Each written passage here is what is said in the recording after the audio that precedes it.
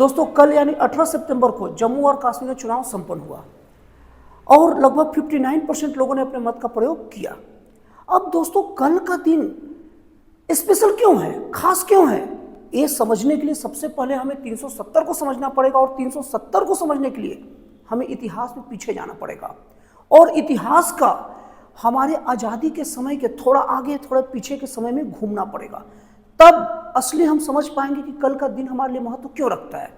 दोस्तों सबसे पहली बात आप सब लोगों को बता दूं कि सब लोगों को इस टाइप की जानकारी सबके पास होनी चाहिए, सबको जानना चाहिए कि हमारे देश में कौन कौन सी मुद्दे बहुत जरूरी है और अगल बगल की जो घटनाएं घट रही है उसका हम पर और हमारे देश पर कितना प्रभाव रहता है। तो दोस्तों आप लोग वीडियो को जरूर देखिए, यकीन मानिए आपको बहुत ही अच्छी जानकारी का एहसास होगा और इस जानकारी से आप बहुत ज़्यादा प्रसन्न होंगे सुन के। तो दोस्तों अगर हम इतिहास में जाए तो हम सब लोग जानते हैं कि 15 अगस्त 1947 को हमारा देश आज़ाद हुआ, लेकिन ये बहुत कम लोग जानते हैं कि हमारा देश, अंग्रेज लोग हमारे देश को आज़ाद 1947 में नहीं 1948 में करने की प्लानिंग में थे और सब चीज़ 1948 के हिसाब से ही हो रहा था। लेकिन आखिरी जो गवर्नर जनरल था Lord Louis Mountbatten, Lord Louis Mountbatten एक भविष्य में जीने वाले आदमी थे। भविष्य में जीने वाले आदमी का मतलब ये होता है कि भविष्य में कोई उन्हें दोषी न ठहराए, कोई उन्हें गलत न करे। मतलब इस बात पर वो बहुत सोच विचार करते थे कि मेरे निर्णय जो लिया जाएगा भविष्य में इसका असर पड़ेगा तो लोग हमें किस रूप में याद करेंगे। तो वो देख रहे थे कि देश की स्थिति पूरा बिगड़ रही है, भारत पाकिस्तान बंटवारे का पूरा आग धधक ही रहा था और हर तरफ दंगे और लफड़े हो रहे थे। तो उन्होंने भारत को उसी हालत में तुरंत का तुरंत 1947 में ही आज़ाद करने की सोची और 3 जून 1947 में माउंटबेटन ने एक घोषणा की। इसी घोषणा को भारत का विभाजन के नाम से जाना जाता है। तो जैसे ही घोषणा हुआ तो अफरा तफरी देश में मच गई और ऐसा नहीं सोचिए कि आज हमारे जैसे कि देश में केरला है, हैदराबाद है और क्या बोलते हैं जम्मू कश्मीर है और जूनागढ़ है जो गुजरात का हिस्सा है, ये सब के सब हमारे देश के हिस्सा थे। नहीं, जब हमारा देश आज़ाद हो रहा था तो अंग्रेजों द्वारा कह दिया गया था कि पूरे राज्यों के पास 3 ऑप्शन दिए गए थे, या तो भारत में शामिल हो, या तो पाकिस्तान में शामिल हो और नहीं तो अपना स्वतंत्र रहे। अब हमारे देश में वैसे तो सरदार वल्लभ भाई पटेल द्वारा सभी रियासतों को लगभग 562 रियासतों को मिला लिया गया था, लेकिन 3 रियासत सरदर्द बने हुए थे, एक जूनागढ़, एक हैदराबाद और एक जम्मू कश्मीर। तो जूनागढ़ के तो ऐसा था कि उनको मतलब वहाँ हिंदू जनसंख्या बहुत ज़्यादा था, तो वहाँ के नवाब, जब भारतीय सेना घुसी तो वहाँ का नवाब पाकिस्तान चले गए और फिर वहाँ पे हिंदुओं द्वारा जन्म संग्रह हुआ तो भारत में आसानी से शामिल हो गया।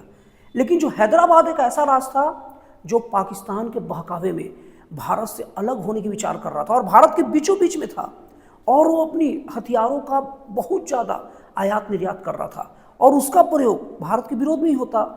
तब फौलादी जिगर रखते हुए सरदार वल्लभ भाई पटेल, जिन्हें लौह पुरुष भी कहा जाता है, वो अपनी सेनाओं को भेजा किसी की परवाह न करते हुए और हैदराबाद को हमारे देश में शामिल किया। अब तीसरा मैटर था जम्मू कश्मीर का, तो वल्लभ भाई पटेल जम्मू कश्मीर को भी शामिल कर लेते, लेकिन उसी वक्त नेहरू गांधी ने कहा कि जम्मू कश्मीर का मैटर एक अंतर्राष्ट्रीय मैटर है, इसलिए मैं सॉल्व करूंगा। तो जम्मू कश्मीर को अपने जिम्मे ले लिया। अब नेहरू गांधी के दिमाग में क्या चल रहा था, क्या नहीं चल रहा था, अगर हमारे देश का मैटर है, वहाँ का राजा भी हिंदू हरि सिंह, वो भारत में शामिल होना भी चाहते थे, तो इनको क्या दिमाग में चल रहा था कि इस मैटर को अंतर्राष्ट्रीय मंच पर लेकर चल गए और ये कह दिए कि जनमत संग्रह कराया जाए। वहीं से हमारा जम्मू कश्मीर राज्य विवादों में फंस गया। अब जम्मू कश्मीर राज्य को शामिल होने के लिए उसे बहुत ज़्यादा उसकी मोटी फरमाइशों को पूरा करना था, इसीलिए 370 धारा बनाना पड़ा।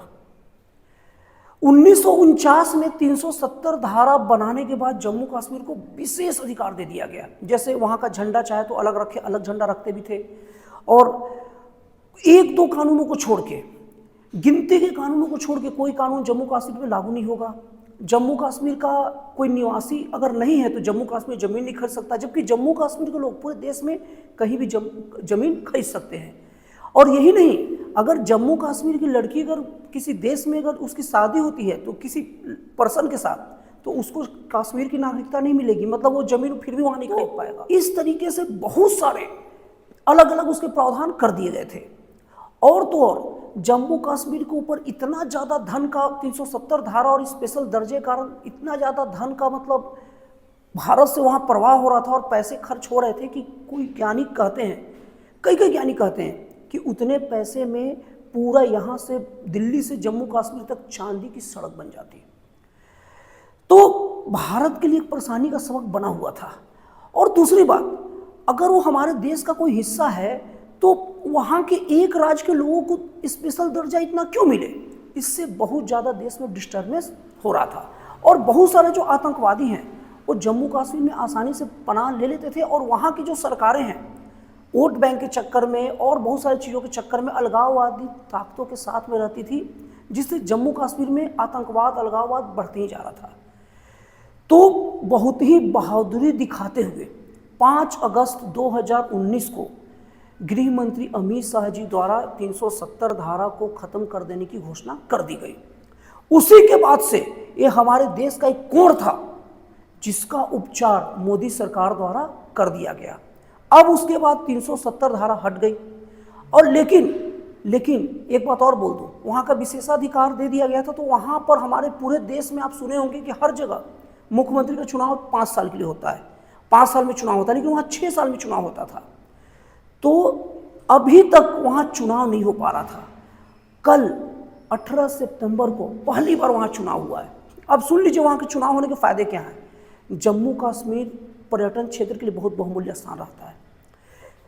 बहुत सारे कारणों से भारत के जो उद्योगपति हैं, जो वहाँ पैसे इन्वेस्ट कर सकते हैं, जहाँ से वहाँ के लोगों को भी रोजगार मिले, वहाँ का भी भला हो, उन लोग बेचारे नहीं जा पा रहे थे 370 धारा कारण। पर्याप्त मात्रा में जब से 370 हटा है, वहाँ पैसे इन्वेस्ट हो रहे हैं, वहाँ का रोजगार फल फूल रहा है, वहाँ के लोगों को भी जो आय है वो बहुत ज़्यादा बढ़ती दिख रही है और बढ़ भी रही है।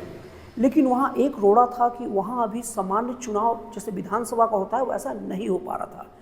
अब ये चुनाव कल संपन्न हो गया। उसके बाद से जम्मू कश्मीर हमारे देश का वैसा ही अभिन्न हिस्सा बन गया जैसे अन्य सभी राज्य हैं। उसके बाद से उद्योगपति निर्बाध रूप से जाकर वहाँ बस रहे हैं, वहाँ ज़मीनें खरीद रहे हैं, वहाँ रोजगार लगा रहे हैं।